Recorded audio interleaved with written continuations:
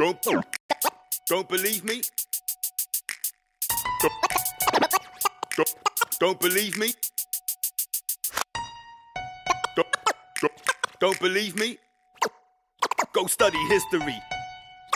Go study history. Politicians, professors and scientists, controlled by some rioters. Through 2 world wars they've been trying it. Corporate investment, no matter who the finalists.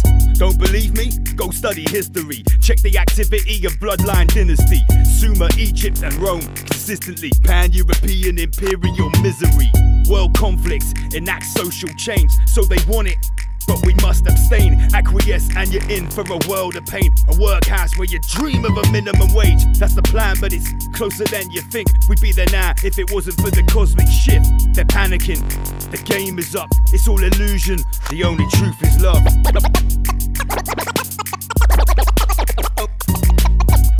Don't believe me? Don't believe me? This goes deep cause they rewrote the history books. You can't quote how the real history looks. Empires fried from the lands they took. We're in the same boat, it's kept afloat by crooks. Been the same way for more than 1,000 years. There's no love here, all you're allowed is fear. Break through the clouds so the sky is clear. Satanic whispers hidden in the sounds of prayers. Dark suits, cold hearts, no empathy. Fill positions of power in our embassy. Stone circles and burning effigies. Chanting mantras to bring forth energies. Secret meetings that map out our destinies. Hooded figures, manifest entities. Pollute our minds so we got no memory. For centuries helplessly trapped by their treachery. Don't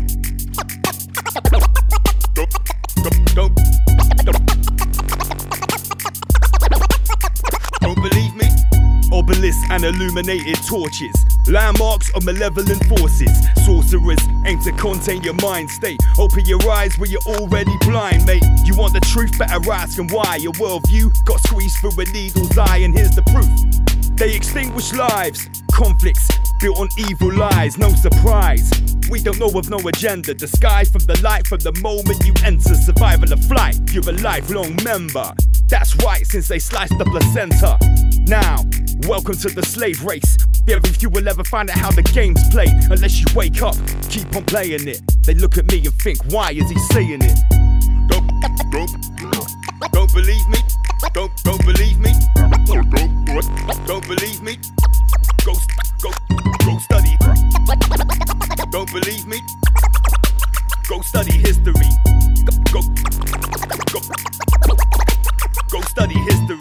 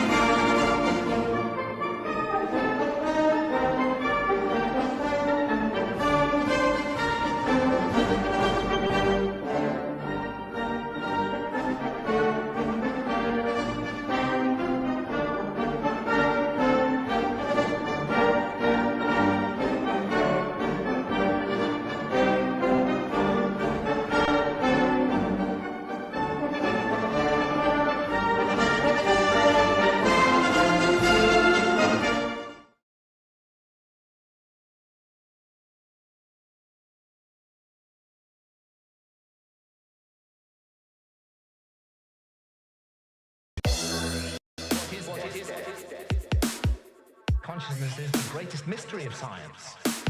In that case, when the TV set is broken, of course the TV set continues. And this is the paradigm of all spiritual traditions, that we are immortal souls.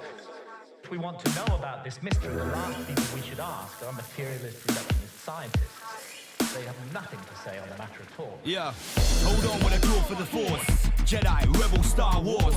I didn't slay metaphors when these fools lay down foes in 10-page drawers. Spring out flows in a lyrical war. But that's old, quick draw McGraw. Nah, back to the Force, it's the power that binds us together, of course. It's why the massive rave together in hordes to feed off the energy source. A crowd of people move to the music in sync. Emits a norm beyond what you think. The body is a vehicle, more than flesh. Just the first stage of the next step. Don't be afraid to pass the last test, cause life is another part of death. And I'm done, I can't spill the rest. After this, it's mad complex. Quantum mechanics and a shaman flex. Physicists don't know what the spirit is. Scanning brains, running tests. No explanation from mainstream section or any religious sect. Yo, I'm never gonna lie, it's a big concept. From the grave to the cradle, I'm willing and able. I won't conform to the norm of a label or feed the beast just to put food on the table. No, from the grave to the cradle, I'm willing and I'm able. I never put my name to a folklore fable. Gotta be the genuine article, every single molecular particle. I'm done, I can't spill the rest. After this, it's a mad complex. Quantum mechanics and shaman flex. I said, I'm done, I can't spill the rest. After this, it's mad complex. Quantum mechanics and shaman flex. Hey yo, L, the like L, why so serious? What? Well, it leaves me delirious. All these covert attacks, in fact my brain and in store of fear in us. But enough of the agenda, fear's the enemy will run, remember. From cradle to grave, you're a lifelong member. From the moment you enter, we're connected, feel the energy, get ready, global synergy. This choice, make it willingly. Feel what I'm feeling, so man, are you feeling me? Cause I'm speaking literally, let me bust verbal soliloquy. Listen, trust, the burden's killing me, it's my aura, discharge ability. Discharge my aura, climb a mountain, cross a border. A psychonaut in the mind explorer, hyperforce killer lines cause torture. I spit to the max out of order, here's the message, reach for your recorder. Your ears might burn from the scorcher, panic on the streets cause mass disorder. Are you a player or a baller? It don't matter where your name get called up. Are you standing or a faller? How you adjust to the new world order? Well, we all make changes. Gotta turn new pages, rising costs, lowering wages. Despite all that, the flame still blazes, and the flame's still burning on. As the world keeps turning on, the mistakes we've made so far are lessons we should be learning from. But surely that's simple. Nah, we forgot these principles. Acutely too analytical. The filth on the streets increase, I move clinical. I'm done, I can't spill the rest. After this, it's a mad complex. Quantum mechanics and shaman flex. I said, I'm done, I can't spill the rest. After this, it's mad complex. Quantum mechanics and shaman flex. If you think about the very nature of life, I mean, from the very beginning, the development of the first cell, divided into two cells. The sole purpose of life has been to pass on what was learned. We're back. There was no higher purpose. So if you're asking me what to do with all this knowledge you're accumulating, I say, pass it on. That was Shaman Flex by Double LMC and Oma Beats. Let's get Vinny back in the chat.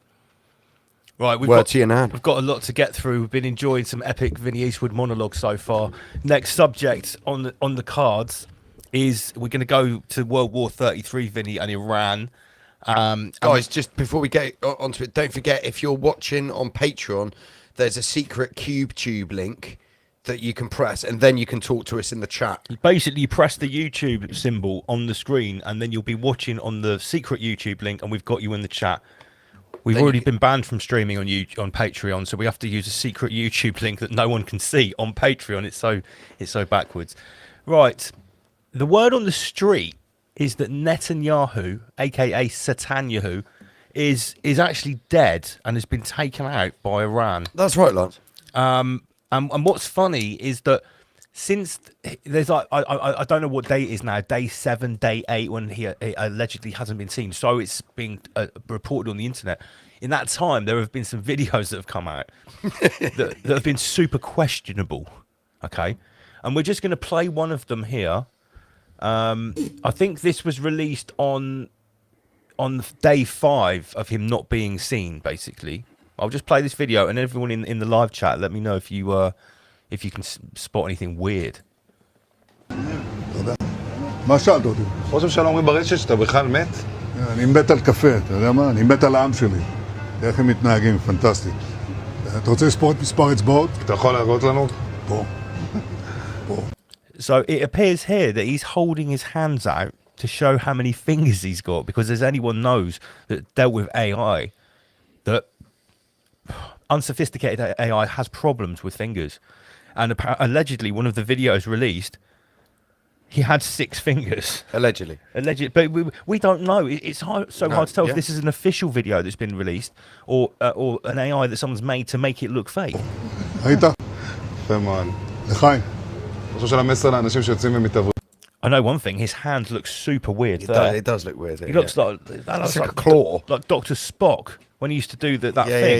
Yeah. It's very difficult to separate the fingers like that. I don't know, it's weird. Anyway, let's play the rest. לצאת להתאוורר, אבל ליד מרחב מוגן. והעמידה שלכם היא מדהימה, נותנת כוח לי, It's so לממשלה, throaty, isn't it? לצה"ל, למוסד, אנחנו Like you've עושים got to have דברים half a gallon of אני לא phlegm יכול in your לשתף throat just to fucking learn. ברגע זה, אבל עושים דברים pronounce it מכים properly. באיראן חזק מאוד, גם Vinny, your thoughts? Does this video seem off to you at all? Yeah. It does, doesn't it? It sort of has a quality He about looks it. weird as well. He looks different. He looks old. I'm just thinking about the shallow depth of focus as well. He's on the bottom left-hand side. The counter, which is in the same focus field as him, is out of focus, but he's in focus, and he's completely in focus. And the sort of, where's that light coming from? There's the light on his side. It seems to travel down. Yeah, I'm not sure really if it's real or not, but that's the whole idea I'm going to behind carry on AI. is playing. the- You can carry on talking over the top of it. It's got no volume. yeah. It's I think on the, it especially looks on like his left- it looks like a green screen. Like look at the blur along his shoulder and the back of his Yes. neck, and Yeah. also there's a light sort of around the blur on his right shoulder. Look at just his as left it's hand that's holding the coming on. coffee. It looks like the cutout of where his knuckles should be compared to the plastic cups behind them. That looks strange to me. And the coffee is extremely full and he hasn't spilt a drop, has he?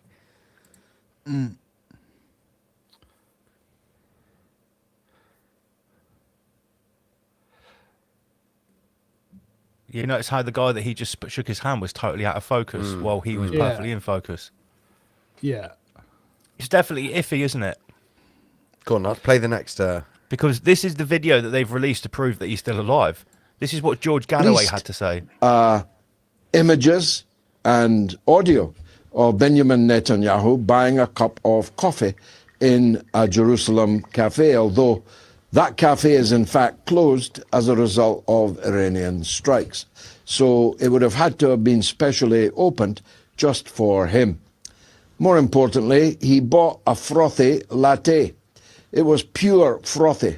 According to Grok, it was 95% likely a fake, an AI or other fake image. According to other experts in the field, it's 97% fake. You could tell by one or two of the characteristics of the fake that it was just that.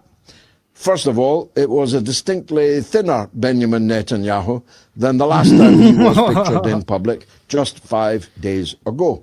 Now, he might be on the Ozempic, but it's working fast if he is. Secondly, he picked up the frothy latte, and it was frothing to the brim, and not a single drop of it spilled. Not a Frothing, single lads. drop of it appeared on his Frothing. upper lip. He took a very big drink of it, and then the camera shot the cup again, and if he did take a drink of it, he didn't swallow because the cup was still filled to the brim. And then we learned that he did exactly the same trick in exactly the same cafe in 2024. And there are some images, whether correct or not, I can't vouch. There are some images that seem to show on the receipt, on the till, that this actually was in 2024. He showed his fingers, and there were only 5 of them.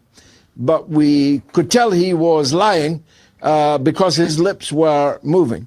But his lips and his ears didn't look like Benjamin Netanyahu's lips and ears. It's really all very perplexing. There you go. Yeah, so it's an interesting one. This is I'm just going to get some memes up now because obviously we've got to throw something into the mix here. This is photographic proof Benjamin Netanyahu is still alive. This is Rise Above Special. We had commissioned. Big shout to You've Been Nudged. This is smashing it on Twitter at the moment. This is an original meme, one of ours, one of the best. You've Been Nudged. Hit him up on Twitter. In fact, let me just change this so we can properly appreciate it because our little mini cameras are in the way here. Let me switch this round. We need to pay homage to these memesters. There we go. That's better. So yeah. How many fingers, how many toes? These are not ours. These are some ones that I found online. Because there was one. Have you seen the video of him between the two Star of David pillars? And he's literally, it's so clearly he's holding up 6 fingers. I was watching the video, right? And I'm thinking, this is so obviously blatantly an AI fake. Did they actually release this? Or is this anti-Netanyahu propaganda that someone has released to make deliberately fake? Nowadays, the lines are blurred so much that we don't really know. And then this one on the right here, the days of when AI used to do this are actually pretty much gone now. I remember when stuff like this used to happen when I was messing around with these image creators. It was quite funny.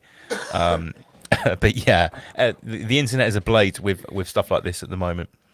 So Epstein strikes back. You've Been Nudged memes are absolutely epic. We obviously need to talk about Operation Epstein Fury and what's been going on because there's one chap that's been talking about this a lot. Yes.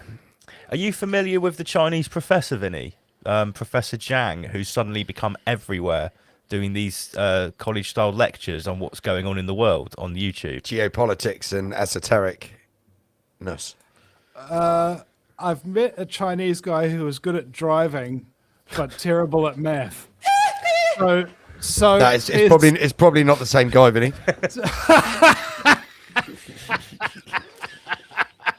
Some people are I have been to Auckland, and driving around Auckland, there are many Chinese people that cannot drive in Auckland. Yeah, with 888 license plates. That's correct. Which stands for triad, triple eight, triad. And you see them around, and they're doing their business, taking over the country, using drug money to buy the homes and businesses, not changing the name of the businesses, and moving families in from China, threatening their families back in China if they don't do what they want, and make their kids study hard and get government jobs. Right. Well, is that a thing in New Zealand? That's a thing in the United States, UK, Canada. You know, at the time the Canadian government actually exposed this practice, they had triad presence at 100% of their ports, and the Chinese owned 80% of downtown Vancouver. This is in the late 90s. This is mental because we never ever hear it in the UK media. That is one group of people that is never ever talked about. I mean ever. It's just never mentioned. Well, the reason why it's probably never mentioned is probably for the same reason why the Royal Canadian Mounted Police investigation into the Chinese infiltration of Canada got shut down by the Prime Minister's office.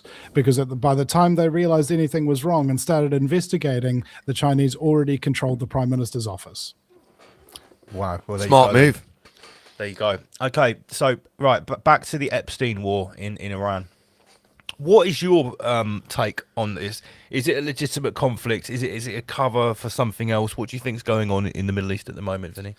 Well, it was predicted back in the days of 9/11 with I forget what was the name of that think tank that dreamed up the project for a new American century. It was, and they wanted to invade. What was it?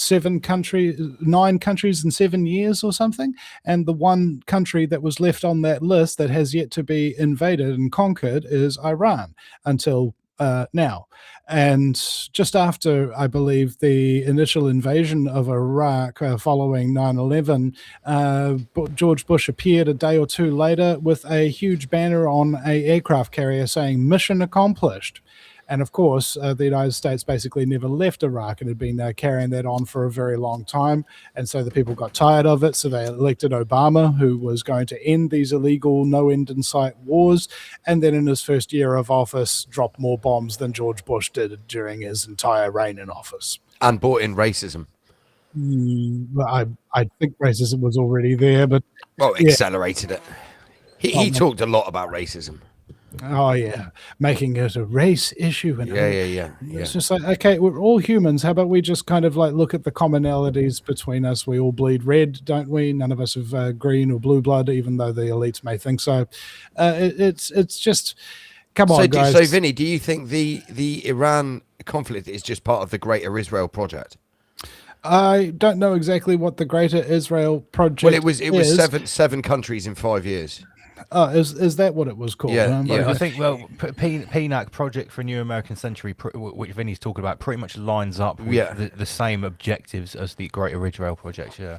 Yes, and as we saw with COVID, with Event 201 and various other crises throughout history, this stuff is planned, and what happens is you will try to get a plan in action, but if there's pushback to it, you take it underground for a little bit, and then you come back again, right? So they don't give up. They're very persistent, and they're willing to go quiet on various fronts for a significant period of time until they've got the positioned pieces. So they've got the think tank's data back. Yeah. Okay, well, we tried this and we did the best research available, but unfortunately it didn't work out as planned, so we need to go back to the drawing board and come up with all new ideas. How about we just do the same idea and just do it to a different country? That's brilliant, mate. Okay. That's why you've got the job. Do the same thing over and over again. So what you're proposing here is this is the same as Iraq and Afghanistan. It's just the same thing repeating. The Americans are going to plan to go there, occupy, and build infrastructure and that kind of stuff. Yeah, well, before Iraq, there's a Muslim conflict kind of thing going on here, and it's as ancient as the Crusades, really, where it's Christians from an Abrahamic religion against Islam from an Abrahamic religion, and against Israel. What's it called? Judaism, which is an Abrahamic religion. The religion of the sun, the religion of the moon, and the religion of the stars. Now, in the Talmud, which will put you in a foul mood, is the passage. The passage where it says that they want to boil Jesus in shit and semen, and the Christians support these people until the end of time. And in the other texts in Islam, it's perfectly okay to rape children, stone women to death, honor killings. You're a fucking retard. And things of this nature, which basically makes all the religions very much like a blood sacrifice ritual to dark gods that have an investment in negativity and fear and frequency vibration that they can feed off. And every now and again, they need to have a blood sacrifice ritual that is big and showy and happens during the period of March and April and May, so that it coincides with the annual blood sacrifice ritual. Yes. The season of sacrifice. Absolutely. It is a season of sacrifice. 'Tis the season to be jolly. Oh, we will kill you and pop out your eyes. Yeah, it's going to be nice. This season of sacrifice. So I want This is going to be a good one. Good season. I want everybody in their best goat skin. We are going to have. Polish your horns. This will be a season to remember. We will have a gay old time in the woods north of San Francisco. Now, the Iran war. Let's have a look at what's happened to oil prices. And I saw these things. I'm not sure to actually corroborate this. Did the price of a barrel of oil go down over this period, or did it go up? Funnily enough, Vinny, it's gone up. All right. Now, at the same time, it went up one day, right? That's where you're buying the oil. So how long does it take a tanker to get here to New Zealand from the other side of the world, Strait of Hormuz or not? It takes like a month or two, right? Back in the day, it used to take like 3 months at sea for people to come here from England when they were migrating. So maybe a lot less than that now. But the petrol prices at the pump immediately go up, right? And people were actually selling out at the pump. And there's a thought out there. The justification is we're getting rid of this dangerous regime. Now, anybody who remembers back to the days of George W. Bush and war in Iraq II, not George W. II, not George H. Herbert Walker Bush, who did Desert Storm. No. We're talking about something that is long in the heels here. There's a historical context behind this conflict. First of all, let's say we just go back to the defense intelligence industry and how they were selling weapons to Iran. It was known as Iran-Contra, and some people may remember Oliver North taking a full brunt of this in the media some time ago. This led on to Desert Storm, because at the same time as supplying weapons to Iran, the United States was also supplying weapons to Saddam, including chemical and biological weapons. They knew exactly how much they were selling Saddam before they invaded him, because they looked at the receipt. Now, when they invaded, because they didn't want to be seen as doing business with the enemy under the Trading with the Enemy Act, they decided to detonate all of those weapons bunkers with all of those biological and chemical weapons, and then it rained down on all their troops and the people of Iraq, plus using depleted uranium munitions, so that now 1/4 of Iraqi children are born deformed. The most common question when a baby is born in Iraq is not, is it a boy or a girl? It is it normal? Now, if you fast forward from that, we then have 9/11 happen. And George W. Bush, the son of the previous grandfather who wound up getting into that, and he was, of course, the son of a person who was actually busted under the Trading with the Enemy Act for selling like 50% of Nazi Germany's explosives, 30% of their pig iron steel, and all their raw resources for the war effort against the United States and the Allies. You see, that where did these people come from? What is the context? And then we go into Iraq.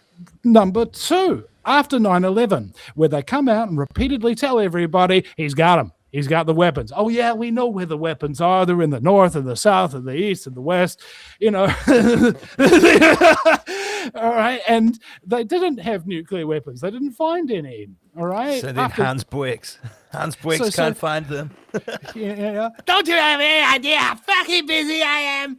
You know, and it's just... This happens, and we come in now, we've got Iran, and now all through this entire period of history, and this is another one of those little patterns you emerge, every couple of years there's some kind of big blow up of quote-unquote Palestine and the Gaza Strip, and everybody gets in behind Israel and what have you. Then we have a war in the Middle East or something like that. It's just clock. And each time this is happening, new bases are being built. In Iraq, there were 50 permanent military bases established, and also in the nations around Iran, there were military bases there as well. So the United States has Iran completely frickin' surrounded on all sides with permanent military bases. All right, and they wanted to make sure that they could do this, is my guess. And so now what we've got is every war is a real war, okay, and every war is a banker war. All right. So it'll be, oh, no, it's against Islam. It's against a regime. Really, regime, that word that was repeated and puppeted and parroted to people when they were getting convinced about the need for the second Iraq invasion, right? Oh, it's a brutal regime, that Saddam Hussein. Yes, he was a bad dude. And the only reason why he had any power in that region is because the United States Central Intelligence Agency frickin' supported him in his pledge, because had they got him to have a war with Iran for them, and they supplied weapons to both sides. This is all a money-making thing and a geopolitical roundabout. What they want to do is have control in the Middle East, and if prophecy is to be believed, and I wouldn't recommend people believe in prophecy, just believe that the people who are in charge of the world believe it, and they will act on it. They want to have some kind of biblical war started in the Middle East against the Jews and the Muslims so that we can kick off the Great War in order to bring the savior of mankind back. That's basically what some people want to believe, and that's what some people are actually trying to make happen and preparing themselves for. Yes. So there's a number of ins and outs to this, but at the end of the day, the only thing it's going to cost you to support the war effort is everything. That's it. Yes, don't support it. Let me just chuck a meme in here. This has actually been sent by one of our viewers called Josh, who is more of a left-leaning Yes, he is. viewer. Yeah. And they say the left can't meme, but I thought this was quite good. And this is obviously pertinent to what we're talking about here as well. It's one of those memes where I just let it speak for itself. Now, there is this is true. This is true. This describes the same people that are outside of the migrant hotel protests with the Star of David flag. Yes.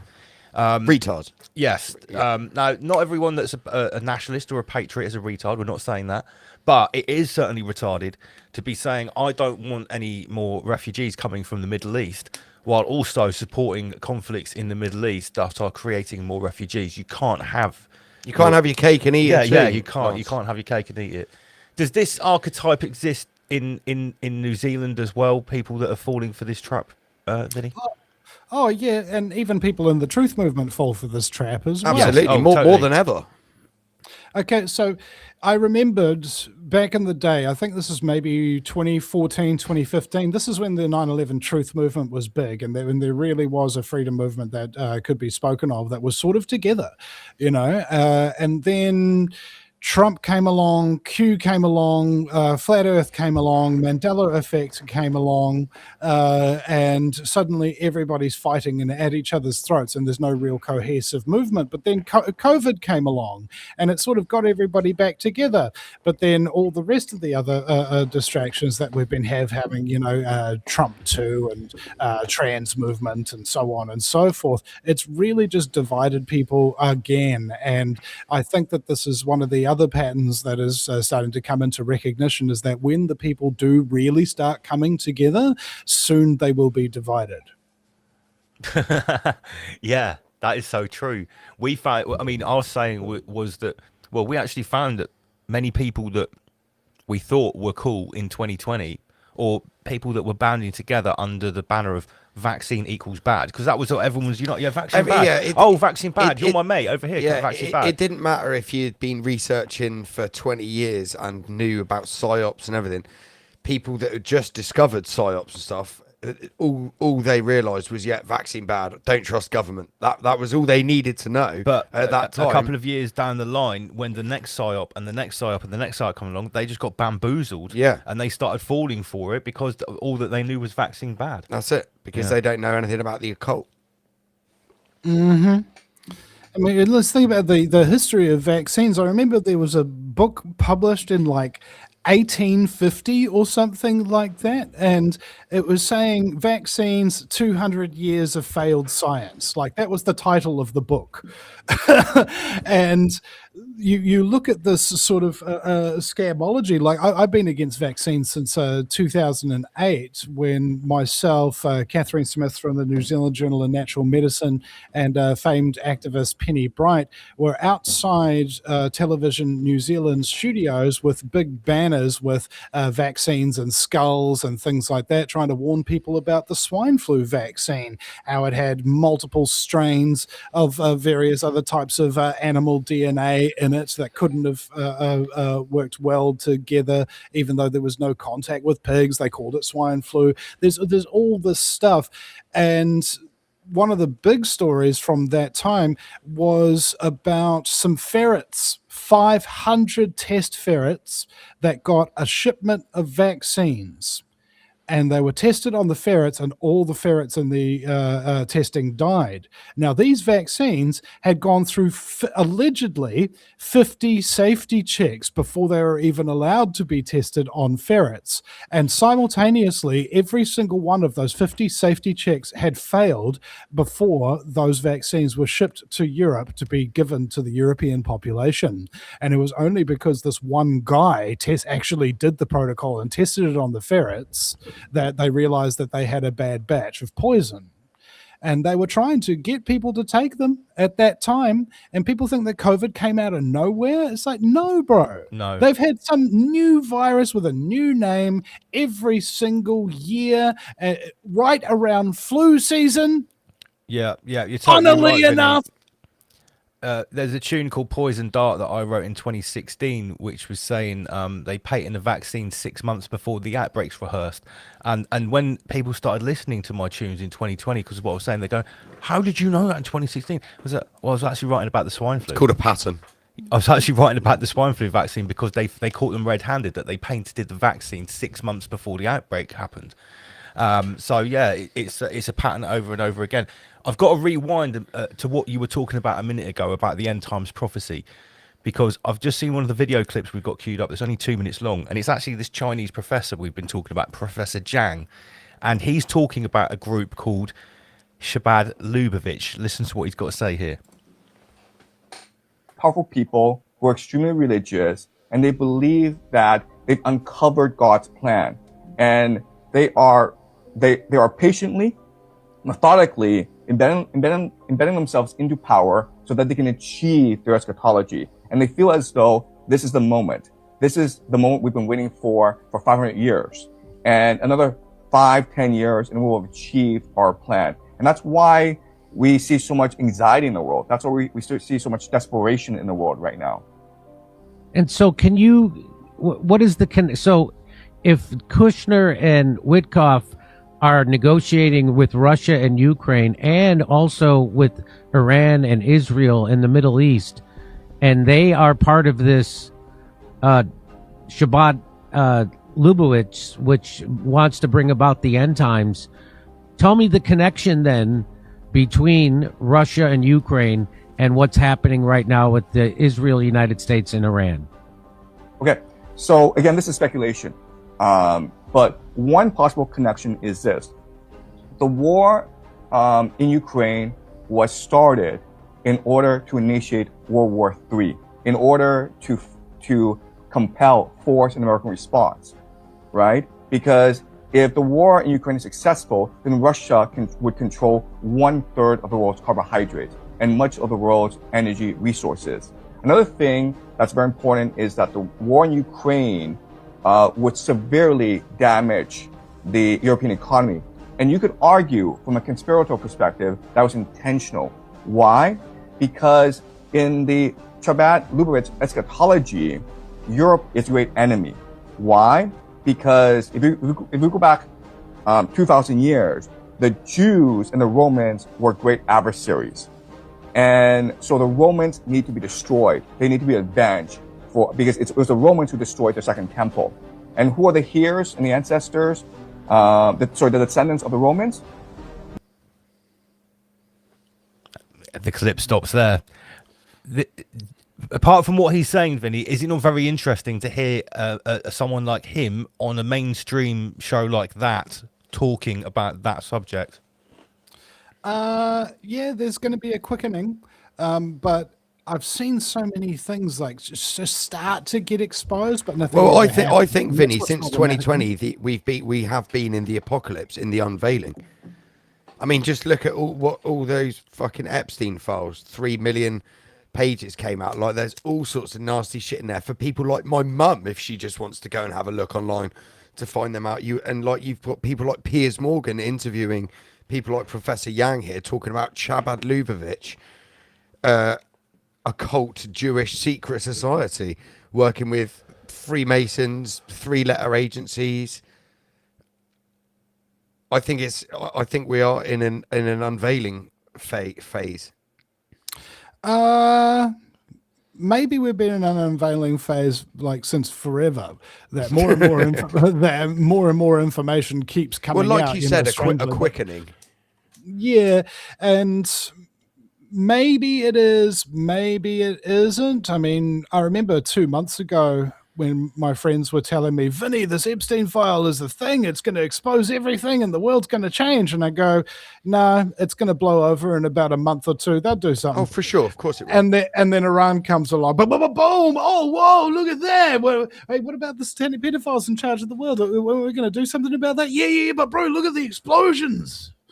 So there's a difficulty maintaining attention on anything in particular enough to make a difference before the movements get infiltrated and the opposition starts to be led astray. Yeah, no, I totally agree.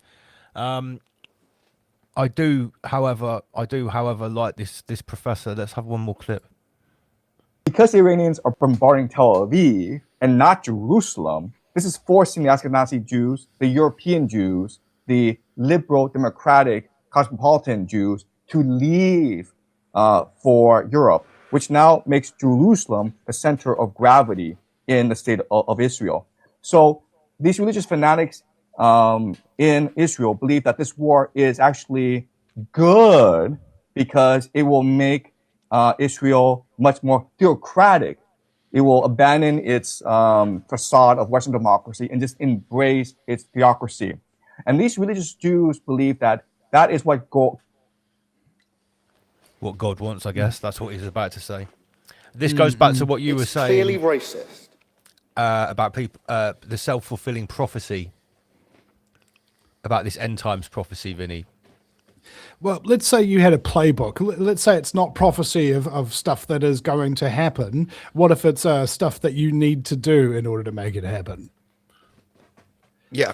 Right. Okay, let's look at the prophecy here. What have we got? Pestilence. Who we got in pestilence? Oh, we've got Jerry. Jerry's in pestilence. Jerry, come over here. What have you got in the way of pestilence, mate? How can you get diseases out there? Oh, well, we've got, I believe, several kinds of toxins that we can release into the food supply and the air supply and the water supply to make everybody sick. All right, we got pestilence covered. What about war? Who we got on war? Oh, there's Barry. Oh, Barry, what do you got for us? Oh, well, I think we can use our intelligence apparatus to make everybody think that everybody else is the enemy and control the information in such a way that nobody knows what is real, so we can invade anybody, anywhere, all the time, and constantly getting people to pay more taxes in order to pay for the war machine that is slowly enslaving them. All right, Barry, all right, we've got war covered. Now, you see, They've got guys who can do that. This is what Freemasonry is about. It's a recruiting center for the best and brightest and the elite peoples from the well-to-do families who have a lot to lose. They tap them on the shoulder. They say, hey, bro, do you want to spit on a cross? And they're like, no, I'm not going to spit on a cross. And they go, you made the right choice, brother. You are the best and example to us all. And they never get tapped on the shoulder again. And another guy gets tapped on the shoulder after he spit on the cross, and he goes, hey, bro, you want to sacrifice a goat? And he's like, sacrifice a goat? Nah, I'm not going to do that. That's horrific. And they go, we were just joking. You're the best brother of us all. Never gets tapped on the shoulder again. You see, you can't ascend through the levels unless you go through the initiation rites of the satanic cult, you see? And people will say, oh, but Freemasonry doesn't have any of those rituals. No, they don't. So anybody who goes in and reads all those rituals and things like that won't be on there. That's why they tap you on the shoulder. That's why they say you have to become a Shriner or a Rosicrucian or any number of a dozen other secret societies that do have these rituals. In such a way, you can filter out all the people who can't be trusted to keep their mouths shut about the things that they see. You think somebody would become a general in the US Army if it wasn't absolutely clear that this person would keep their mouth shut of all the things that they know? Right? They've got control, man. And the Freemasonry epidemic. I think there's like 5 million Freemasons worldwide. They're in Judaism, they're in Christianity, they're in Islam. Okay, so anything that we're dividing and conquering or getting people through here is going through this secret society network. And then, according to the American Broadcasting Corporation, and believe it was in 1957, said that the foundation of the Illuminati is to find these well-bred individuals from powerful families and send them overseas for internationalist training. And when they are trained, they will return to their home countries in order to implement globalist policies. The Prime Minister of Jacinda Ardern, former Prime Minister, Dame Jacinda Ardern, because you can't get a knighthood in New Zealand without screwing the country over, mind you. She went to Waikato University on a Freemason scholarship to study PR and political science. She then allegedly went to the UK to work for the Better Business Bureau, which helped to cut red tape for big business and strangle small business with it. And then she came back here, became the darling of the Club de Madrid, which is a former prime minister's only globalist club. And she also became a member of Parliamentarians for Global Progress, which is a international globalist club that you can only get into if you pay $10,000 by credit card and are an elected member of representatives of a democratically elected country. So she belongs to these globalist groups. Her mentors belong to these globalist groups, and then she starts implementing globalist policy. And if we have a look at, I would imagine, quite likely so, that anybody who does become a leader of any of our so-called democratic nations got there because of their connections with this internationalist underground group. Not the Freemasons per se, but there are many, many heads of this Hydra to slay. And the only way to slay the Hydra is to burn the whole body. Do you think it's realistic to ever actually think that we could get rid of all of those secret societies, though? Because I agree with what you're saying, but in practice, they've been around for like thousands of years, and they've embedded themselves in the highest echelons of world power, like even beyond like royalty and stuff like that. Is it realistic to think that they could ever actually be removed? Well, if you were to look at it in a practical sense, the CIA assassins that I interviewed said that when you've got high-value targets, you don't go for the high-value targets because they're too well protected. You go after their families. And another billionaire that I was informed of, his idea was basically sniper teams. You'd only take a couple of thousand sniper teams around the world. That's 4-man teams with one sniper, one spotter, one leader, and one driver, and pay off maybe $150K to the local cops in the area so that you can get out before the area gets closed down, right? It's actually very cheap and effective to get rid of these people, but it requires the use of defensive force in order to do it. You let these people stay in control, they will continue kidnapping your children and satanically, ritualistically abusing them and bringing dark gods and darkness itself into our plane of existence to rule for 1,000 years of darkness over every subsequent generation of mankind in a slave-like zombie state, right? That's the alternative to doing what is defined as defensive force. The difference between violence and defensive force is that violence violates something. They have violated us by stealing from us, by lying to us, by enslaving us, and we have a right to defend ourselves. All right, that's if you wanted to be like really brass tacks about it. But in order to get to that point where this solution is like solved tomorrow, you need, and this is my priority, raising of the level of consciousness in the public. If people are unprepared to deal with these issues, it's just like predictive programming in the movies. They had whole bunches of pandemic movies and things like that before COVID came out. We need to be creating our own brainwashing in order to shape public consciousness into that area where people understand objectively what right and wrong actually is, and what are the consequences for doing the right thing, and what do you owe someone who does the right thing versus what is the consequence for doing the wrong thing, and what price must they pay? I agree, Vinny. I agree. No, absolutely. I need to go back. We just got a couple more points to finish off on the Iran thing. On this show, recently, over the last couple of weeks, we've actually been covering these adverts that have been popping up for anti-drone technology to protect yourself from drone attacks. These adverts on like Instagram that have been popping up. And also adverts advertising backpack-mounted AI suicide drones. Yep. They were at trade shows, but they seemed like they were pretty much, available to buy. Yeah. So these adverts have been popping up on social media. We've been showing on the show saying, isn't it weird that these are suddenly appearing everywhere? Obviously, we know that drone warfare is going on in, say, like Ukraine and the Middle East. But now this week, there's these stories popping up of, could Iranian drones bomb Britain? Iranian attack. This is a meme on the left-hand side, by the way. Iranian attacks on U.S. soils likely with innovative drone attacks never seen before in the country, says New York Post. And You've Been Nudged came up with this. I just thought it was super interesting that after I keep seeing on social media adverts for anti-drone attack technology, and then we're basically being scaremongered into thinking Iranian drones are going to come all the way to Britain and attack Britain. A likely story.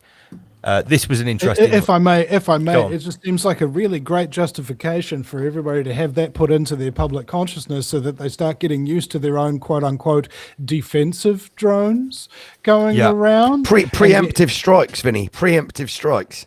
Yeah. That's If it's a what they call preemptive it. strike, Yeah, preemptive strikes. Yeah, I mean, back in the days, if you would translate the words preemptive strike, it comes across as Aggression. act of aggression. You know? Yeah. Act of war. It means attacking first, basically, doesn't it? Yes. What did you have there, Lance? What was the next one? So according to this infographic here, I'll just make it the full screen so you can actually see the bottom right hand corner.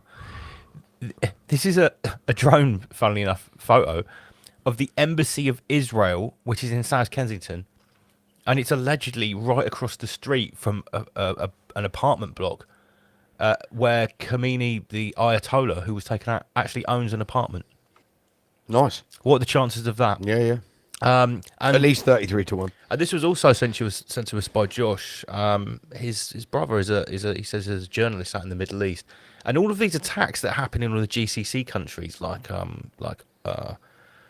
Oman and Dubai and stuff like that. They're saying that Iran is attacking them. Even Professor Jan's saying that.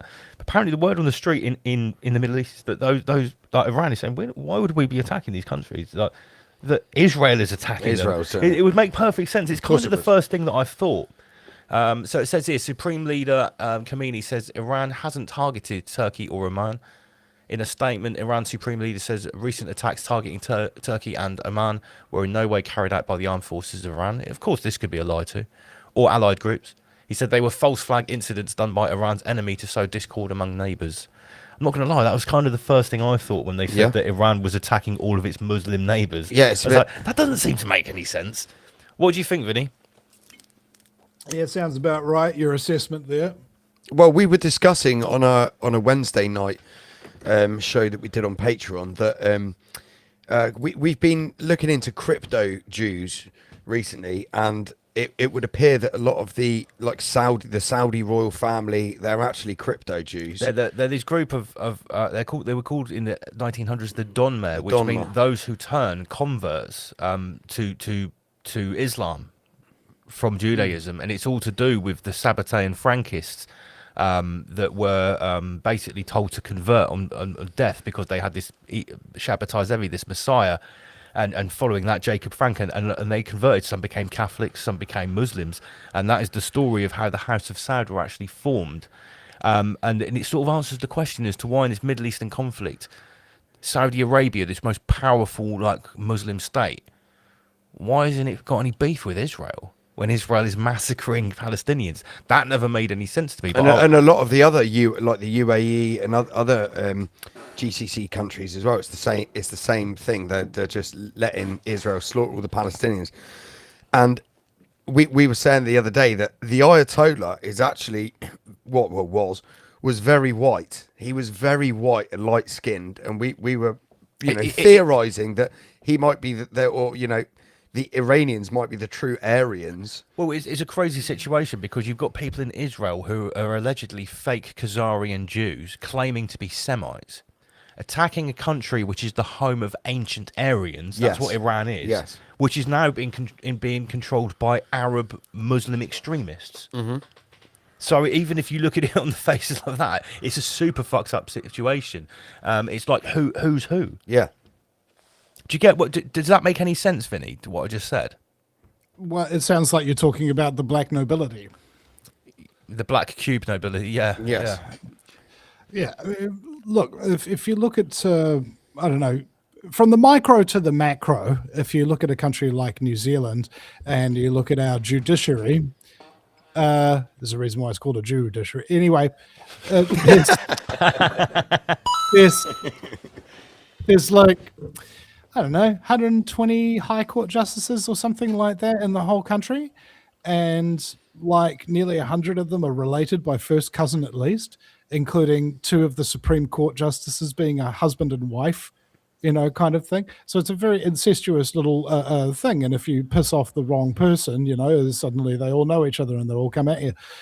So it makes no surprise to me if, for example, the leader of Iran was part of a secret society or a family, or the leader of Saudi Arabia or something like that, that all tied into this one global network that we call the black nobility. Absolutely. Yeah. Well, no, we're totally down with that. We're actually preparing a presentation that we're looking to potentially take on the road, called the Black Cube Organization, which really sort of goes into this idea that there is an overarching group that works through these 3 Abrahamic priest clasts. Astrological religions. That, funnily enough, all 3 of them wear little hats, because obviously people use little hat as a term to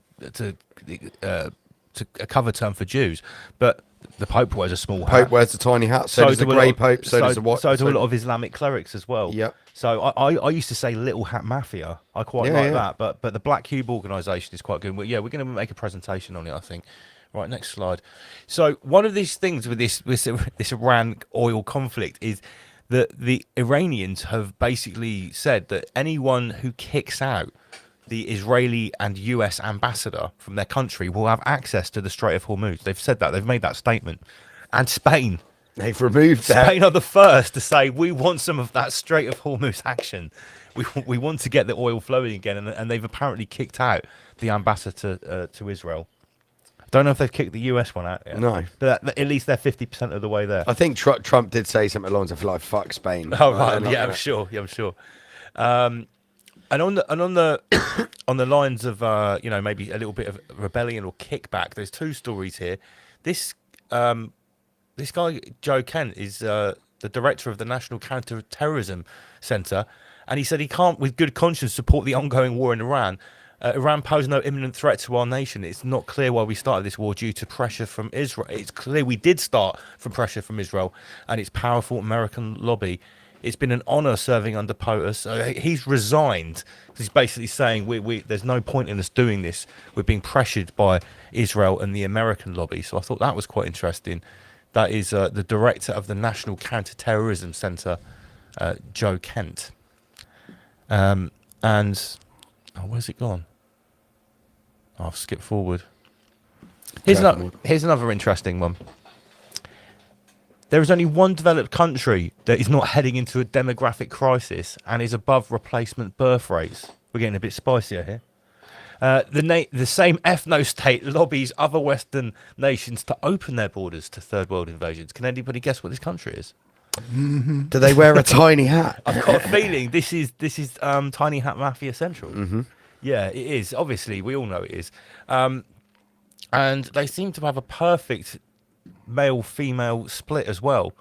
Maybe that's because they haven't been overrun by loads of young male migrants, which have fucked up that ratio. Which brings us on. Is this any surprise, Vinny, that this is the one country that isn't like with the falling birth rate? It literally is the only country. Well, in the only developed country. developed country. Yeah, I should say. Just thinking about the small developed countries that I know. Yeah, they're all heading downhill in that regard. So yeah, that is interesting. It's a rule for thee and not for me. Yeah, well, because they rule thee. Absolutely.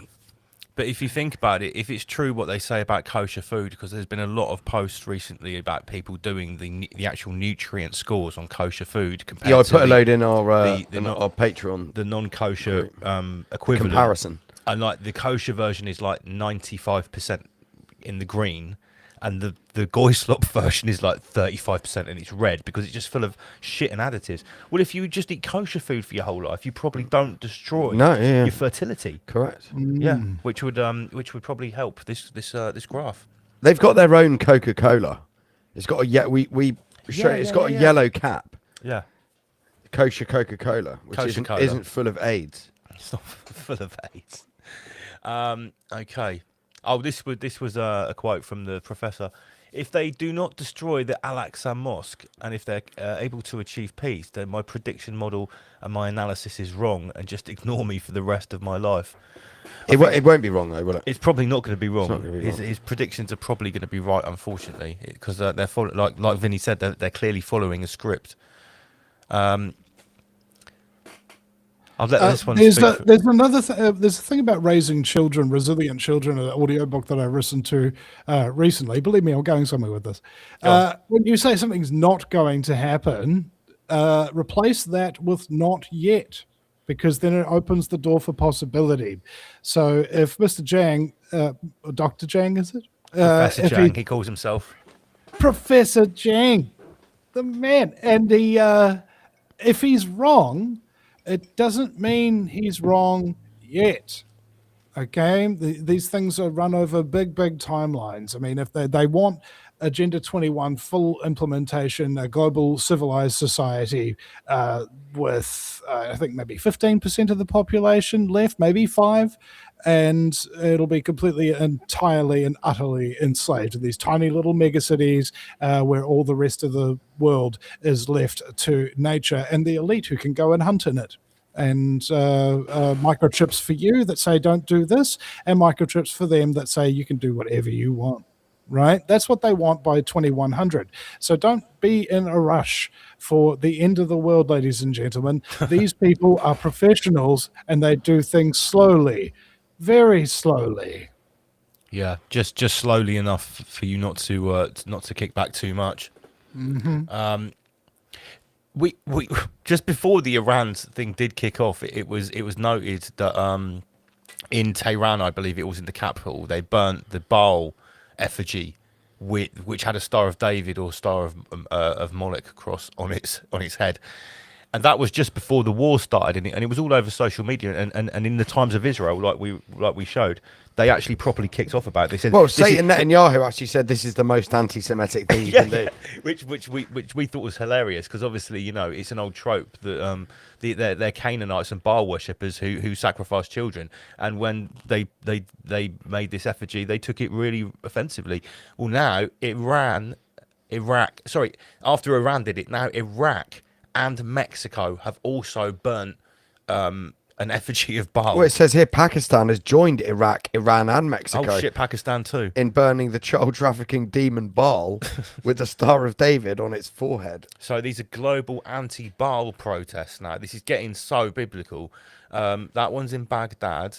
This here, some Muslims and members of the Iranian community in Mexico protest against the United States and Israel by burning an effigy of the Baal or the bull. Interesting.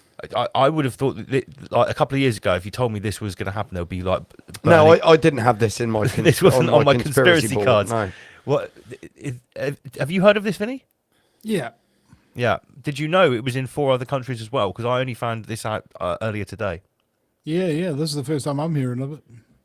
Yeah. So it looks like the world is uniting against Baal and burning effigies, which we find nonetheless quite interesting. Right, next subject. This is one of these contentious subjects that keeps coming up, and I'm frankly tired of talking about it. But the reason I'm going to talk about it again is because it keeps getting shoved in our face. it's the whole Islamification thing. Of any Western white country. I don't know if you know, Vinny, in the UK, they've just passed a new law which basically sort of makes it illegal to criticise Islam. I haven't read it enough. Whether it's an individual Islamist or just anything to do with Islam or the Prophet or anything to Yeah, so criticise. we sort of, I think this happened about 2 weeks ago. We sort of have anti-blasphemy laws in the UK now.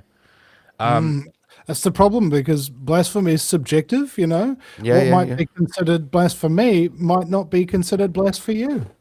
Absolutely. Yeah, and these ones are really loose. A lot of content creators have actually read them and said these are so loose that The Jewish lawyers have worded the legislation so loosely and vaguely that it can just be tied to anything. so you could basically just criticize You someone could who is get a Muslim. You could get a kebab after a night out down the pub on the way home. Say, "Oh, I don't like the flavour of that." Bang, you're in jail.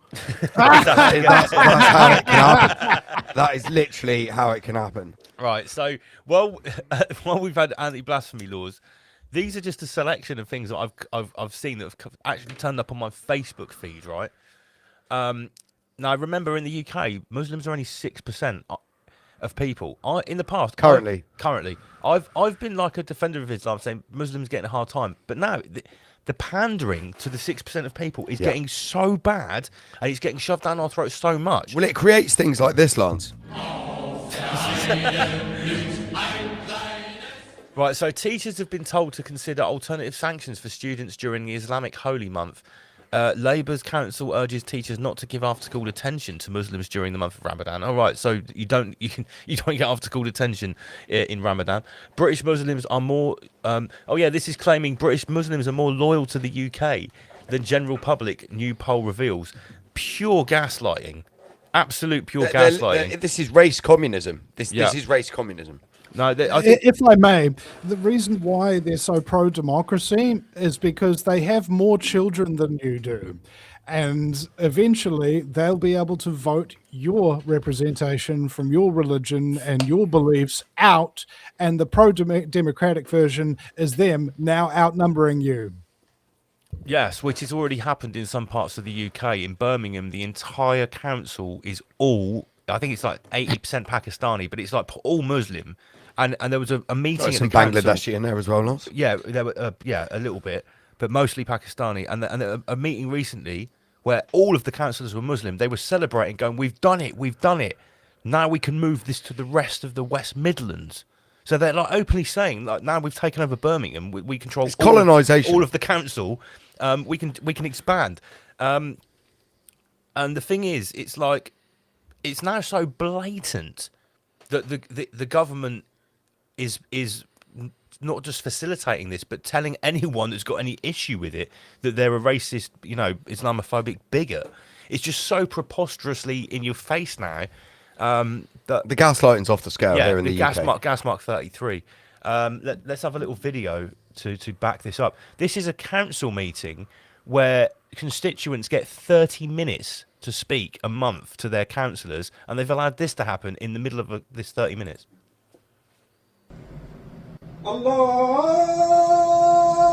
Allahu Akbar, Allah.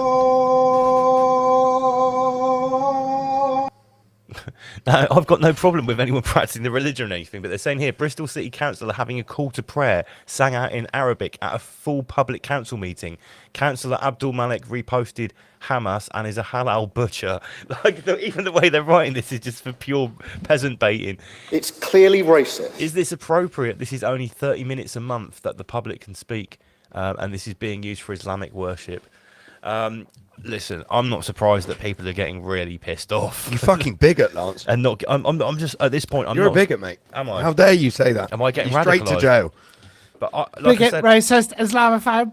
I've always, Problem is you're a fucking retard. Thank you, Mark.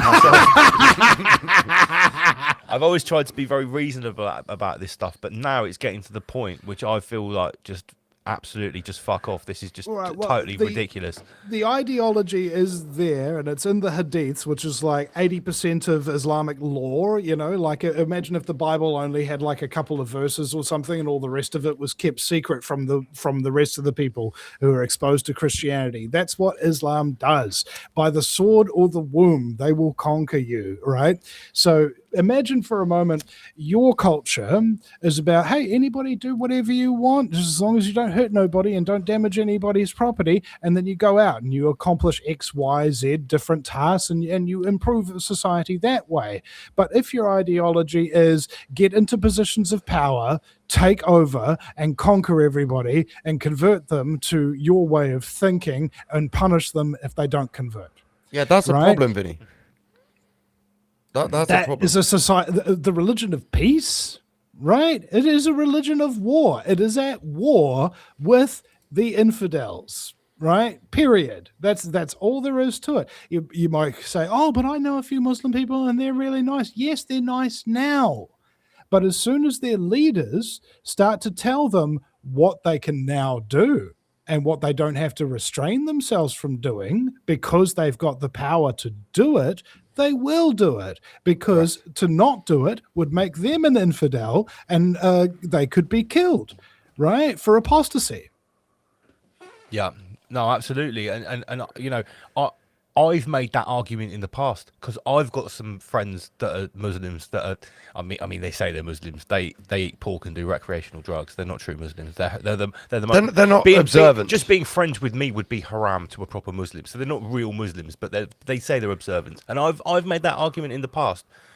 But you can't get away from the fact we have Muslim influences in the UK, which are hardcore Islamists. One's called Mohammed Hijab, right? Vinny, they've got millions of followers.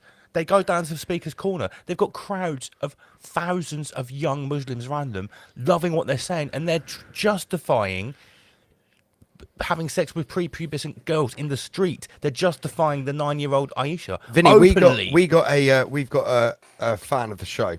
One of our viewers who sent us a message from he's having some beef with one of our other viewers on social media, and it got a little bit out of hand. And this guy sent who was calling Rise Above racist, calling this guy racist. We're all racist. He sent this guy a message saying that he was going to get a gang of Muslims black Muslims, to rape him. This was a white English guy said he was going to get his gang of friends of black Muslims. No, first of all, he was mad with us because he thinks that people that watch his show are sexist or racist or whatever. But his flex was, my black Muslim mates will come and rape you. And we're like, what kind of fucking nutcase? What kind of a flex is that? Would boast about having friends that are rapists, for starters. That's just absolutely bizarre. So this is how dark this is getting. Yeah. No, And yeah. Play the churches. so you just said about the critical mass point about taking over, Vinny, right? Well, check this out. Wow, this is absolutely breaking news. If the Green Party win, it is in their policies that they will abolish Britain being a Church of England country. Wow. This is really gathering steam, isn't it? What do you think about that? Let me know in the comments. I know. Now, if you don't know, Vinny, the Green Party in the UK are a new coalition of far left extreme retards. They're race communists. And Islamists. So you've got people that are trans with multicoloured hair in the same party as hardcore Islamists. And this is their policy, that if they get in power, this will no longer be a Church of England country. Isn't the clue in the name? Yeah. Church of England. Yes. Yeah, it'd be like fried chicken migrating out of Kentucky. Well, these are full race communists. These Green Party. They're UK communists who are cozying up to the Islamist invaders. What the communists figured out is they have a term called useful idiots, Yes, right? So yes. you get somebody who believes in the cause, really believes in the cause. Doesn't matter really. This kind of is a catch-all sort of thing. Regardless of what cause it is, you can brainwash people to support that cause, even if the eventual plan is to betray them and have them executed for the plan that they helped to bring into fruition. All right, Which has happened time and time again in history. Yeah, the heads of the Nazi party and people in critical positions were executed after the Reichstag fire, which was, Germany's 9/11, to justify their control ultimately over the German population. So if you have a look at what is happening nowadays, you would be confused. But if you have the context of history behind you, you know what they're doing. Absolutely. We've seen it time and time again. And it's just pattern recognition. Yeah, nothing more, nothing less. What else have we got here, Lance? Oh, just on the same note, what's this? So sometimes I like to juxtaposition headlines next to each other that have come out like the same day. So the most protected group in the UK at the moment, who's been pandered to really heavily, represented by this woman, Nadia Hussein, thinks she's suffered from BBC discrimination. She should try being a white man, says the reporter. And then on the same day, you've got this guy on GB News getting condemned for saying that genocide against white people is on the rise in the UK. Thomas Corbett Dillon, who claims to have advised Boris Johnson, says immigrants could turn on white people. This kind of rhetoric was like not mainstream Telegraph and stuff not very long ago. It's really starting to ramp up now. Is this kind of stuff is this kind of stuff on the table in New Zealand as well, Vinny, or is this a UK thing? Yeah, well, for example, we just had a anti-immigration protest that was supposed to go over the Auckland Harbour Bridge, which protests often go over throughout New Zealand history. And it was, for the first time, I think I've seen a major protest not being allowed to go over that bridge. And this decision was made by the Commissioner of Police and the Chief of Police at the same time, both of them being Muslims. Excellent. Excellent. Now, I don't want to point any fingers or make any connections that aren't there, so I'll just leave it at that. Yeah, well, I think that archetype might be applicable to a lot of what happened in the north of England with those grooming gangs as well, because a lot of the police were also from the same community as the offenders, the councillors, and the councillors. Yeah, might have the social services. Might have something to do with why it was covered up. Not that people didn't want to be called racist. But I mean, we're just nepotism. I found this video earlier, Vinny. We're going to play this now. This is the type of demographic that are being imported. Well, let me just preface this, right? Do you remember, Vinny, when we had like the Me Too movement and there was a lot of talk about rape culture, and it was a buzzword, rape culture, this, and you know, these certain talking heads on TV were actually trying to convince us that there is a rape culture in the West where rape is clearly illegal, and you know, the vast majority of men have no want to rape anyone and know that it's very, very bad. But these people are trying to make out there's actual culture of it. Who's put this? Did you put this video? Yeah, I found it. I found it yesterday. We found this video, and this is really quite shocking, because obviously now with all the migrant 19 crisis and the huge increase in sexual violence, we have this argument about is this demographic being imported possibly a little bit more rapey than your average native? Yes. Well, let's check this video out. This is happening in Delta State, South Nigeria. If them see any girl, then go rape her. And that's what they're doing. Groups, hundreds of men are running around. Zorro Raping Feast thought They're down calling all it a females raping are to stay festival. indoors. Running around molesting and raping girls if they're seen outside. This happened in South Nigeria. You can make any argument you want. Why should we accept people from cultures and places that behave like this? Just what he says. He says they run. He says they run for their life. I can't show everything because it's Instagram. There are a lot of videos out here that are quite graphic. If I show them, I'll get banned. But listen to what this one lady says. This lady is crying for help as a group of men gather to rape her as part of a Rape Day festival in Ozoro, Delta State, Nigeria. The life of a Nigerian woman where men are allowed to rape you in the name of culture and tradition. And it's not one man, or it's not two men, three men. It is communities of men running around raping and molesting girls that are alone? Why should anyone in Europe be expected to take in people like this? Why are we opening our doors to cultures so different from our own? The world isn't rainbows and sunshine. I don't want to hand a life to my daughter or my grandchildren one day that resembles more of this than it does what I got to grow up with. No colonization is making them run around rape women. That is their own people doing it to. No, this is obviously quite ugly that videos like this even exist, and this is even an issue. I've never heard of a rape festival. I have a never. legal government like. Well, I don't know if it's government sanctioned. No, but no, it's well, obviously no no, one's but- stopping. No, them. no one's stopping it. I've never heard of a rape festival. Yep. You learn something new every day on Rise Above Live, ladies and gentlemen. You know, you're welcome.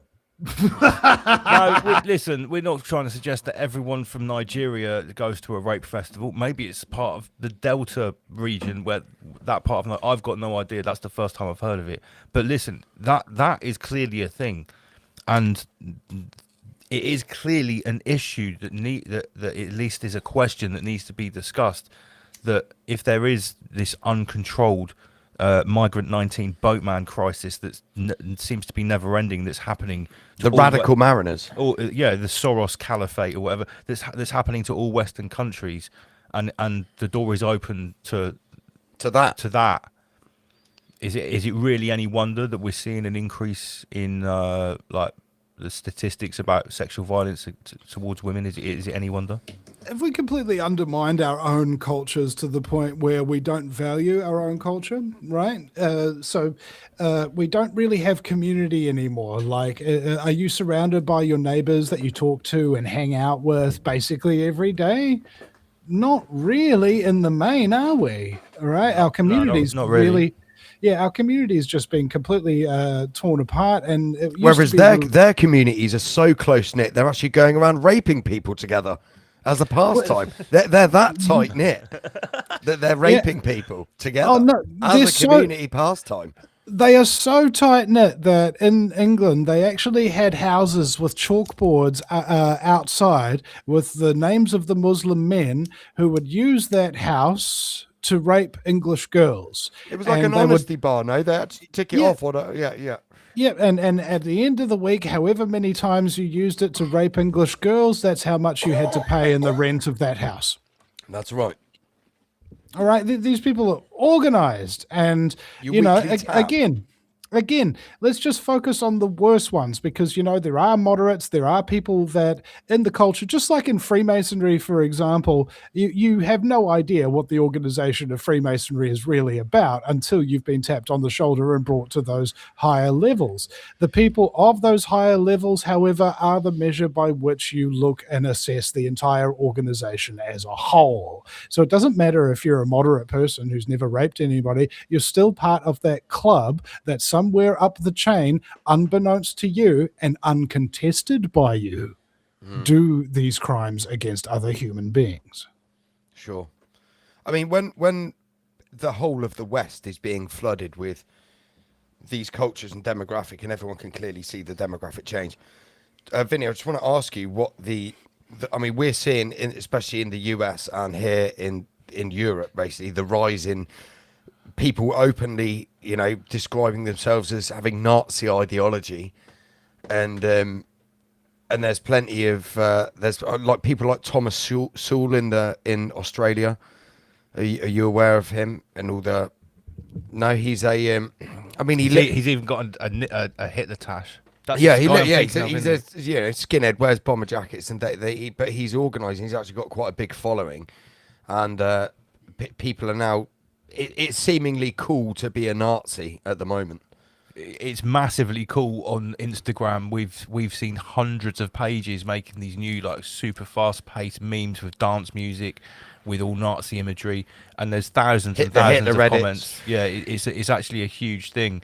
I was wondering if you've witnessed that in New Zealand as well.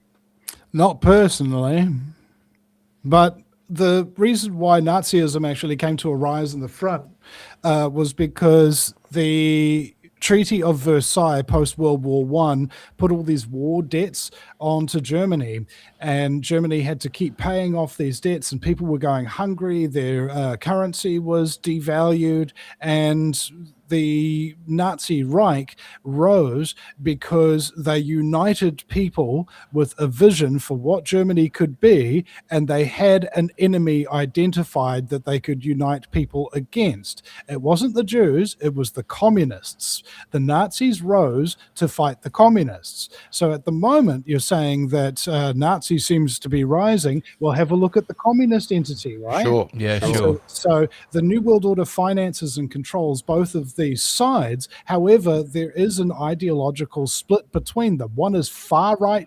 authoritarianism, and the other is far left authoritarianism. But it's still authoritarian, right? Because there are two factions of the New World Order and their ideology. They agree. Absolutely. And we'll work together that they want authoritarianism. So anybody who is anti-authoritarian, they don't really get in their ranks. But they don't necessarily 100% agree whether or not communism or fascism is going to be the way to save everybody and rule over us in a dark God future.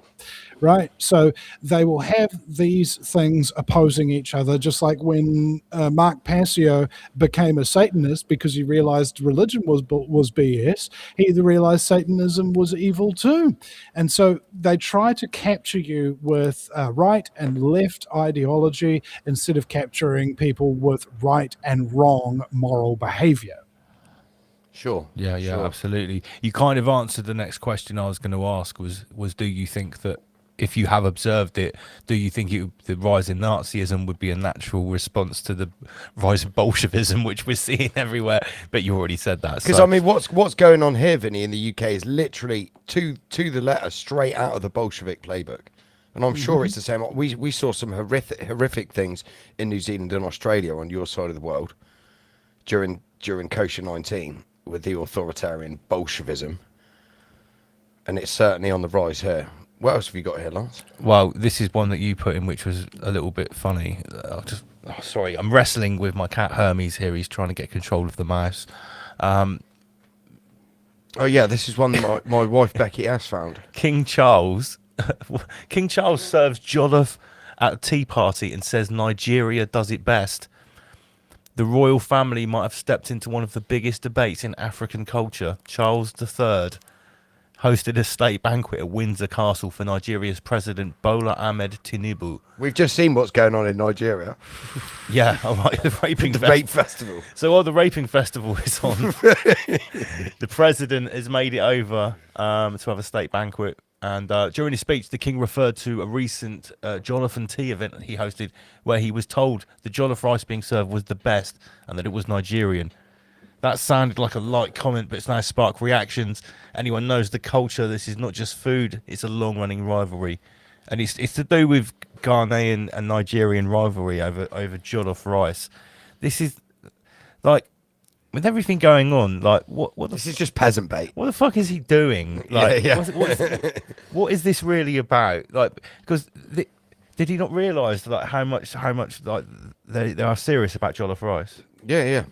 Right, there are black people from Africa in my extended family. They'll kill you, mate. And when we go to a barbecue, I saw it straight away. I was like, let me try that rice. Let me taste it. I was like, this is the black people rice.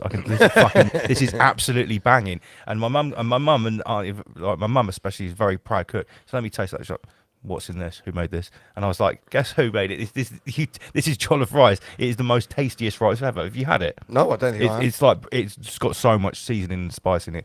But yeah, they basically have wars over this jollof rice about who does it best. And now King Sausage Fingers has weighed in to the melee. King Sausage Fingers, I read as well, was just hosted a meat-free steak banquet for the same Nigerian people. Oh, because they're vegetarian. Because they normally do a steak banquet at at Buckingham Palace or whatever. But he's hosted obviously vegetarian, so they've done a meat-free steak, so a digital steak. Oh, a 3D printed steak from Israel.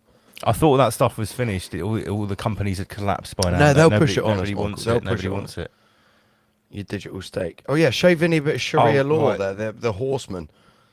The Manchester Horsemen that we had here. We covered this last week. These horsemen were riding through Manchester with armbands that said Sharia they law. actually did have an armband that said Sharia on it, right? Yeah, Sharia law enforcement. And the police were doing nothing about it. And we were saying, like, who the fuck paid for this? Those are no normal horses to ride them through a city centre, a built-up city centre.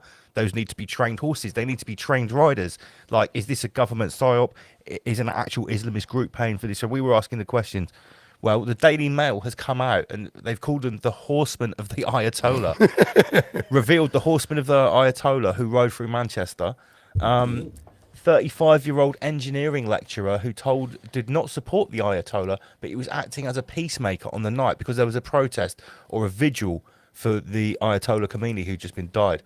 Both his horses, Khyber and Lionheart, they stay at stables 20 miles outside the city centre. Describing himself as a British-born Pakistani Muslim, he was only aware of the vigil was taking place because some of his friends were attending. This sounds like a main bullshit story. Yeah. Did you see this clip? Did it make it over to NZ? This is quite a thing here. Sharia law horseback.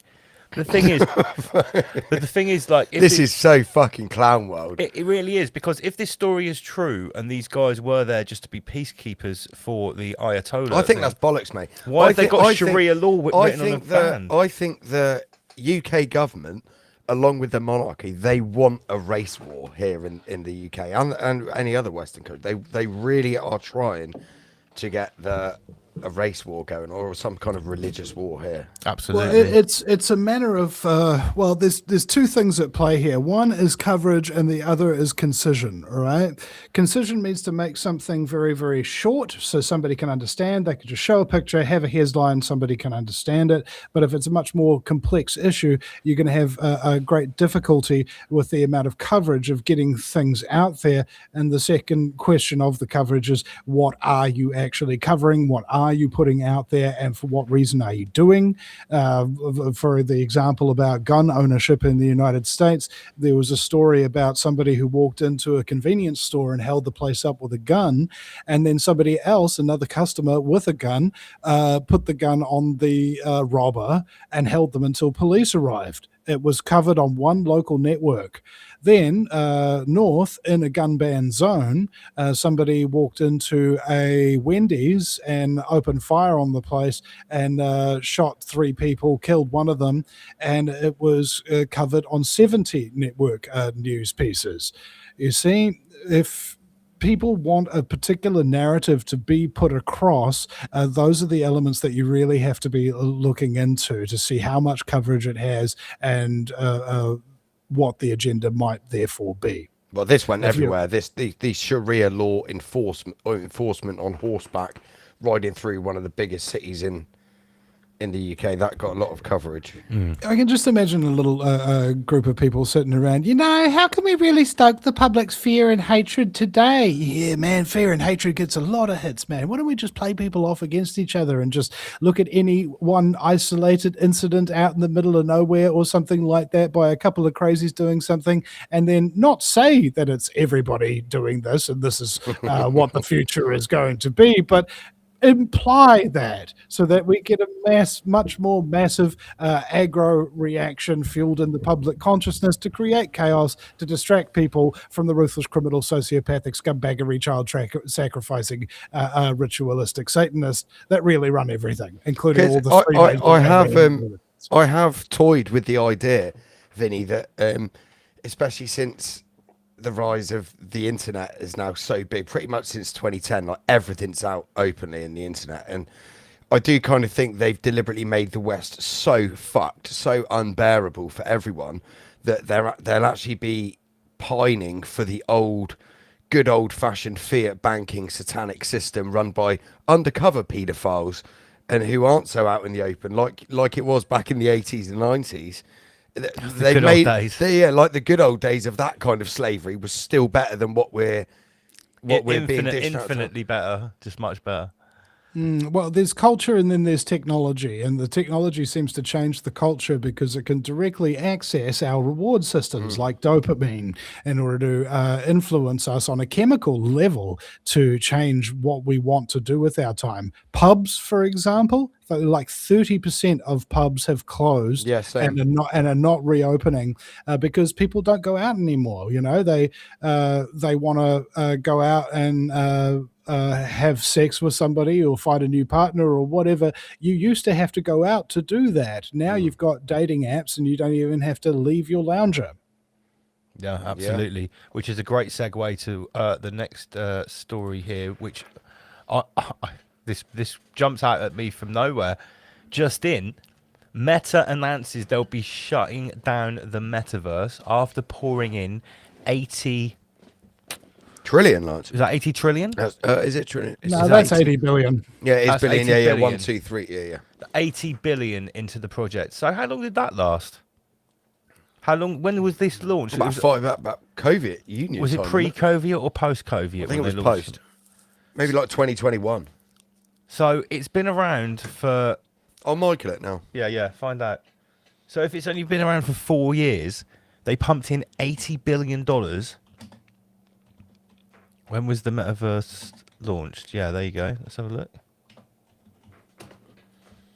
What's it saying? October 21. Yeah, there you go. So it's like coming up 5 years, $80 billion down. What a failure! And they were working on it since 1992. That is incredible. But I must say, I mean, as soon as it launched, when I looked at it, it looked preposterously shit. Yeah, it did. Yeah, it looked like it's such a joke. Looked wanky compared to even such a basic mobile phone game, not like a PlayStation game or anything.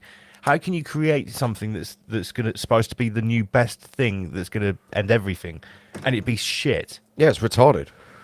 Like people don't realize how expensive like video games are to make. You know, I remember I was kind of like, how much did Cyberpunk 2077 cost to make? And it was like freaking $400 million. Yeah. But do you know what the crazy thing is now, Vinny? Now, in the last couple of months, there's some of the games that have come out that are indie games that are like AAA, and with the AI that's now incorporated into the new engines, they've been built by one person, and they look as good as the games from 2 years ago that Which were would built take by a full team, a team of hundreds of people, and working $400 round the million. clock, Yeah, internationally.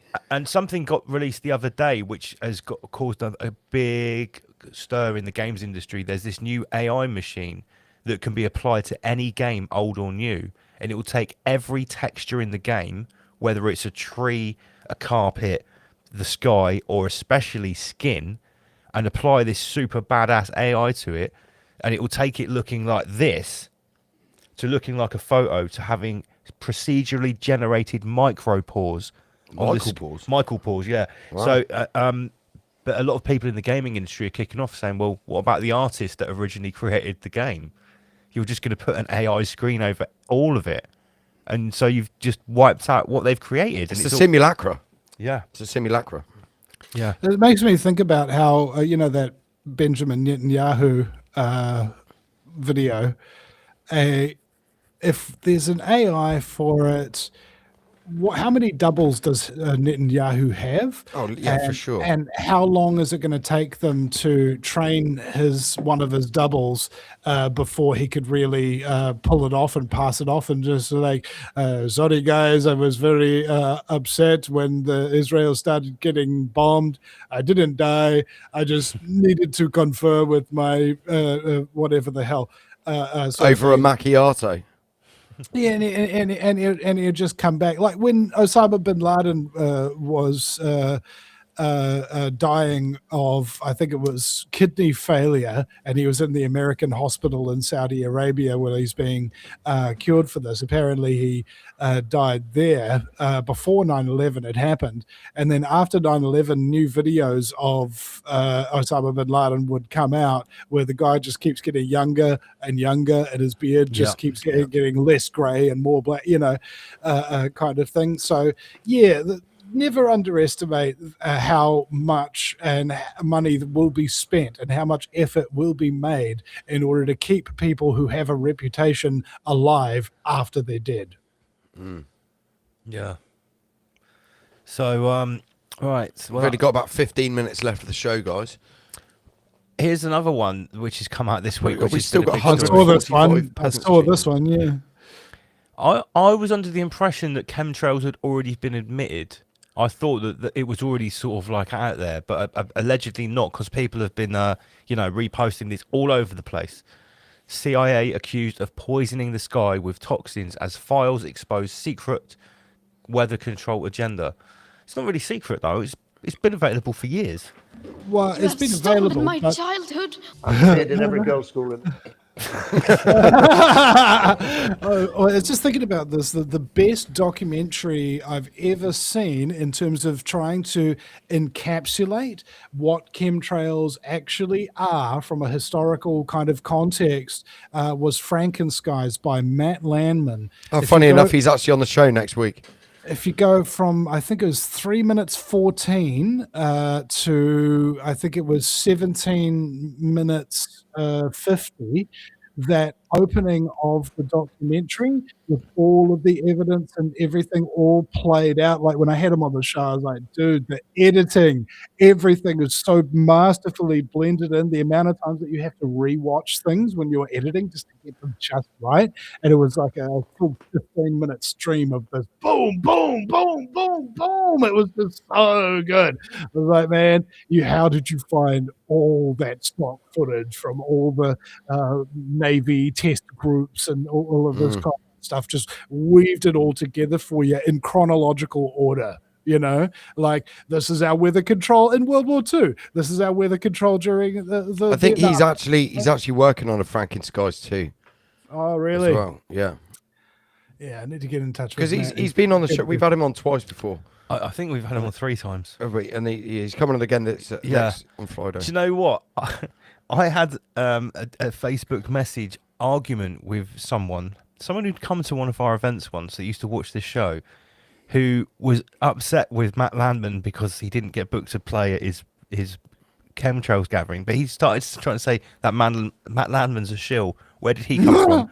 And look at his name, Landman. That's a dead giveaway. He's looking up to the skies, but his name is Landman, and this guy was trying to convince me that he's an operative. That Matt Landman was a psyop. I was like, dude, this guy's like the world's leading expert on chemtrails. He's like literally made the fucking documentary. He wrote the book, and he's like, who's he to put on this chemtrails gathering? I was like, yeah, he's the number one dude. To be an expert at anything, you have to be obsessed with it, and Matt is very obsessed with chemtrails. Yeah, he's the chemtrails dude. But he's not just into that. He's into No. He knows a lot. He knows everything. Like about the EMF clothing that he put on sale and stuff like that, so that you can wear stuff and put your phone and stuff and have hats and everything that are actually protecting you from Wi-Fi radiation, which is A literal tinfoil hat. Yeah. Well, a silver laced sort of stuff, but he's quite an extraordinary dude, and he has a lot of interesting little pots on the boil, as entrepreneurs often do. Mind you, entrepreneurs have identical symptomology as people with ADHD, because people with ADHD don't have ADHD; they have entrepreneurism. Interesting. Excellent. That's a good message, because a lot of people are being sort of groomed into thinking that it's they have what you can call ADHD or one of these conditions, or entrepreneurialism. They need to be drugged, they need to be medicated, whereas actually how dare they? Yeah. Whereas actually what they're trying to tell you is a condition or a disease is actually potentially an advantage. What's this, Lance, got on the screen? Well, I sort of should have showed this earlier on. It's not particularly interesting. We already knew that Japan was very, very based. But this new Japanese prime minister, she doesn't really look all that Japanese, actually. She might be mixed race. Japan's Minister of Economic Security, Kimi Inada, says immigrants should stop whining about racism. It would not exist if people simply followed our laws and local customs. Wow. Do it in a Japanese accent. No. Go on, do it. You wanted to. You did want it. No, I'm not going to do it. I know I'm not you going to wanted do it to. I know now. you My wanted to. Japanese accent is quite good. So yeah, Japan is obviously it's always like that country that the people sort of look up to for being like super clean. Everyone's very polite. Well, I'll go and see. Yeah, I'll go off to see. Japan. Have you ever been to Japan, Vinny? No, but I had a Japanese girlfriend for 2 years in New Zealand. Was she super nice and polite? Yes, she was. Yeah. Vinny, can I ask you a question about New Zealand? I worked in Auckland on some super yachts for a few months, years ago. And my favourite restaurant, Baduzzi, the Italian restaurant, is that still there? I wouldn't know. No? You don't go to Auckland? Are you still in Auckland, Vinny? I'm in Auckland, yeah. You are in Auckland, I'm just not a restaurateur. No. It's right by the marina there. Maybe not. You could just Google it and find out. I could Google it. I could do that. Vinny, we've kept you for approaching 2 hours now, and we've come to the end of our slideshow. I would like to thank you for once again joining us here on Rise Above TV. It's been interesting as ever. What time is it there in New Zealand? Shit, give me a second. Nearly 12. It's 11:48. Oh, not too bad then. So will we your first appointment of the day?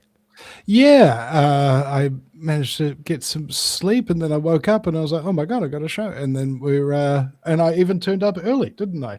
Well, yeah. So it's like, yeah, even though I thought it was going to be on at 9:30, but it started at 8:30. Because remember, this isn't this nearly second hour I've been here. I was also here an hour beforehand, so it was almost 3 hours. Yes. It's always a marathon with us, mate. You know, and like Julian Assange, I too occasionally need to take a wiki leak. Absolutely. Well, we won't keep you anymore, but just to remind people where our viewers can get more of Vinny Eastwood. My home address, if you want to come over. No, the VinnyEastwoodShow.com. That's Vinny with a Y because it's the most important question. And Eastwood, like, go ahead, make my news. And you can listen to the Vinny Eastwood Show at Vinny Eastwood NZ on YouTube and Vinny Eastwood on Facebook and BitChute and basically most of the platforms where you might think of Instagram and X, etc. There is a Vinny Eastwood variant lurking around somewhere. It could be working at Burger King, spitting on your onion rings.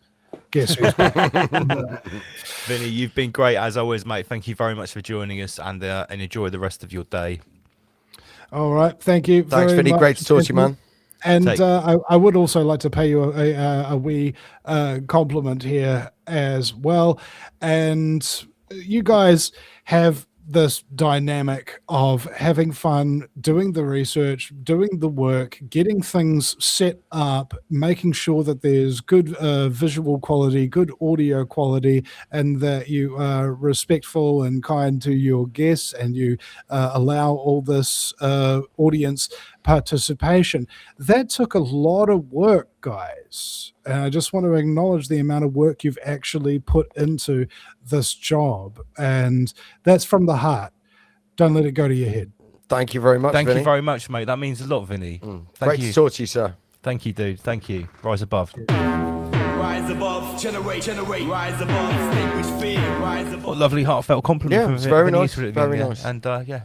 It's always good talking to Vinny. What he said is true. It is true. It is a lot of We've work. worked very hard, and this show does look and sound very good because that's how we wanted it to work. And thank you very much. Same as to our everyone. t-shirts, guys. Buy one. Yeah. If you want to support us, yeah. And guys, everyone that's watching free on Patreon, We've got 152 peasants still tuned in.